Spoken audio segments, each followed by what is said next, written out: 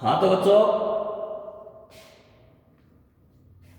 आज जो बचे हुए जो फंडामेंटल राइट्स हैं उनके बारे में बताने जा रहे हैं। अनुच्छेद 23 और 24 शोषण के विरुद्ध अधिकार है। अनुच्छेद 23 के द्वारा बेगार तथा इसी प्रकार का अन्य जबरदस्ती लिया हुआ श्रम निश्चित ठहराया गया है, जिसका उल्लंघन विधि के अनुसार दंडनीय अपराध है। भारत में सदियों से किसी न किसी रूप में दास्ता की प्रथा विद्यमान थी, जिसके अनुसार हरिजन, खेतीय श्रमिकों तथा स्त्रियों पर विभिन्न प्रकार के अनाचार किए जाते थे।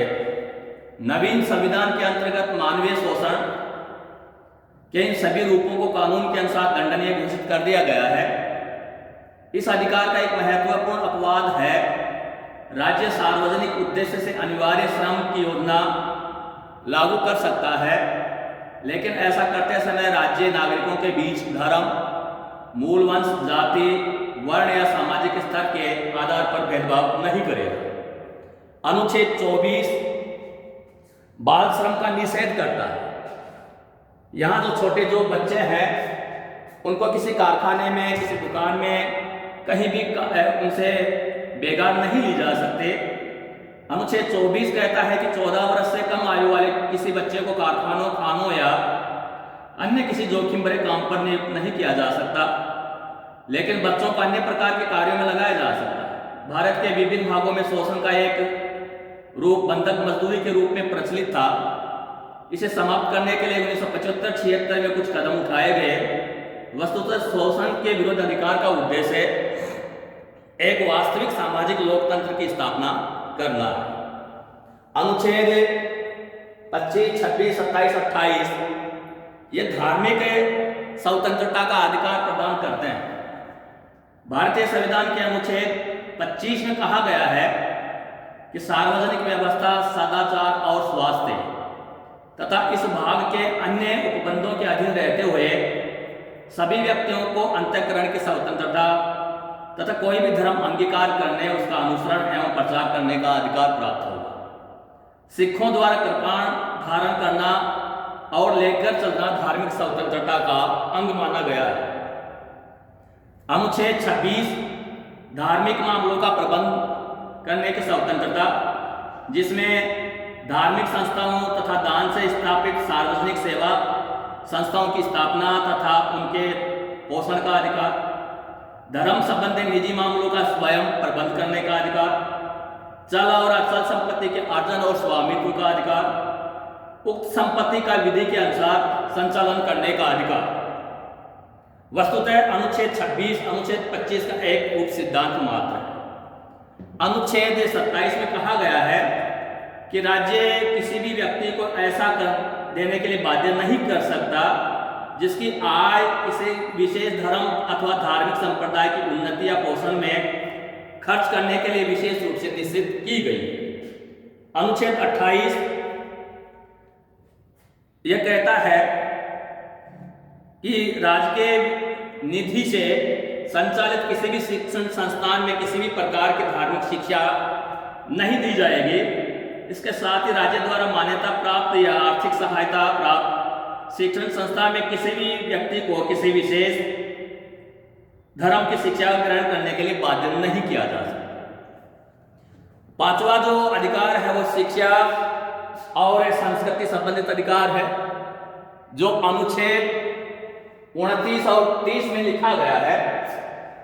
संस्कृति और शिक्षा संबंधी अधिकार, अनुच्छेद 29 के अनुसार नागरिकों के प्रत्येक वर्ग को अपनी भाषा, लिपि या संस्कृति सुरक्षित रखने का पूर्ण अधिकार है।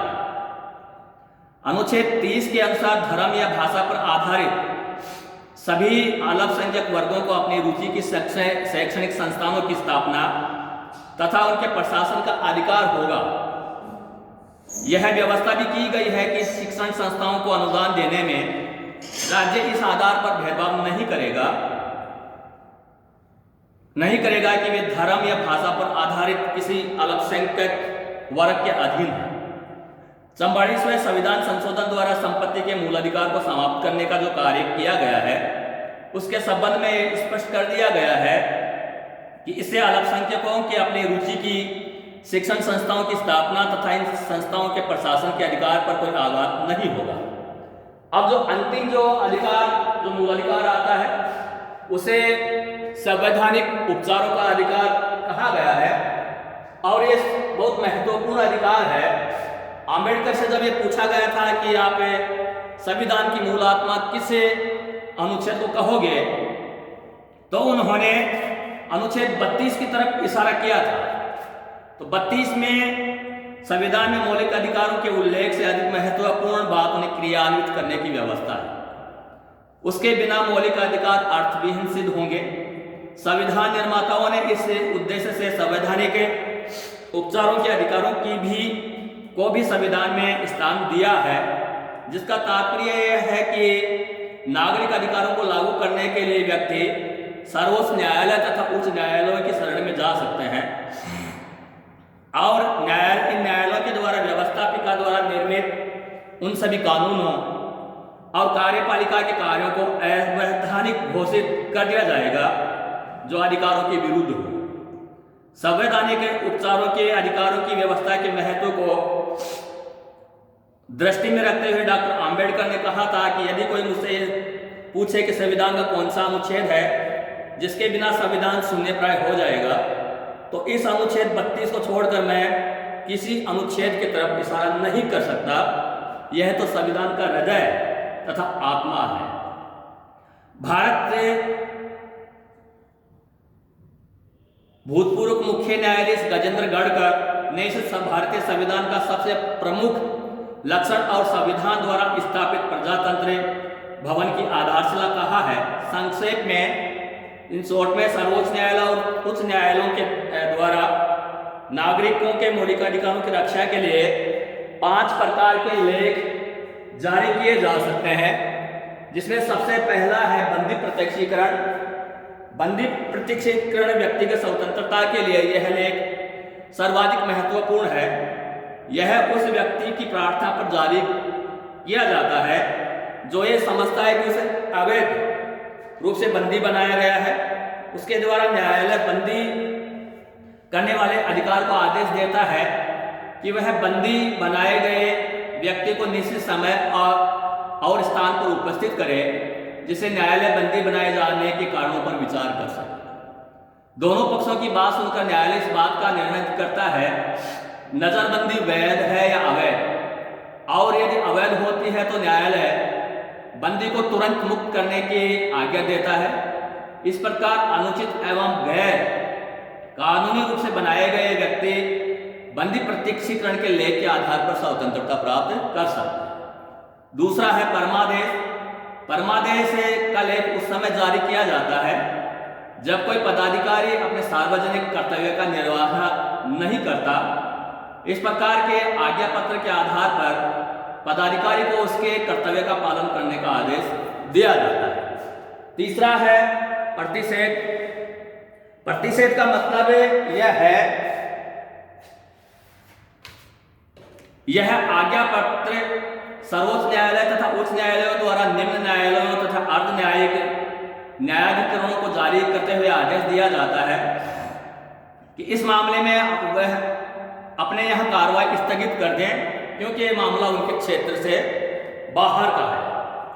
उत्प्रेक्षण लेख यह आज्ञा पत्र अधिकांशतः किसी विवाद को निम्न न्यायालय से उच्च न्यायालय में भेजने के लिए जारी किया जाता है, जिससे वह अपनी शक्ति से विभिन्न अधिक अधिकारों का उपयोग न करे या अपनी शक्ति का दुरुपयोग करते हुए न्याय के प्राकृतिक सिद्धांतों को भंग न करे। इस आज्ञा पत्र के आधार पर उच्च न्यायालय निम्न न्यायालय से किन्हीं विवादों के संबंध में सूचना प्राप्त कर सकते हैं। अधिकार परीक्षा। जब कोई व्यक्ति ऐसे पदाधिकारी के रूप में कार्य करना लगता है जिस रूप में कार्य करने का उसे वैधानिक रूप से अधिकार नहीं है, तो न्यायालय अधिकार परीक्षा के आदेश द्वारा उस व्यक्ति से पूछता है कि वह किस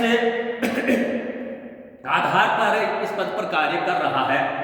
जब तक ऐसे प्रश्न का संतोषजनक जवाब उत्तर नहीं देता, वह कार्य नहीं कर सकता। व्यक्तियों के द्वारा साधारण परिस्थितियों में ही न्यायालय के शरण लेकर अपने मौलिक अधिकारों की रक्षा की जा सकती है, लेकिन युद्ध, बाहरी आक्रमण या सशस्त्र विद्रोह जैसी परिस्थितियों में जब राष्ट्रपति के द्वारा संकट काल की घोषणा कर दी गई हो, मौलिक अधिकारों की रक्षा के लिए कोई भी व्यक्ति किसी न्यायालय में प्रार्थना नहीं कर सकता।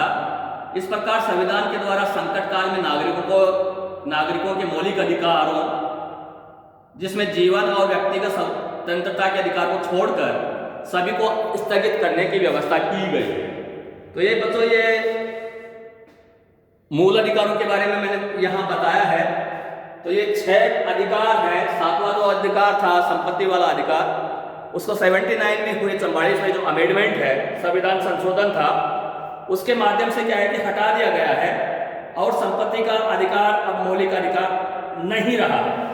भारतीय नागरिकों को वर्तमान समय में संपत्ति का मौलिक अधिकार के रूप में प्राप्त नहीं है, लेकिन 44वें संविधान संशोधन 30 अप्रैल 1979 के पूर्व तक संपत्ति का अधिकार मौलिक अधिकार के रूप में प्राप्त था। 1950 से लेकर 1978 तक इस अधिकार के संबंध में अनेक संवैधानिक संशोधन हुए हैं और यह अधिकार बहुत अधिक विवाद का विषय रहा है।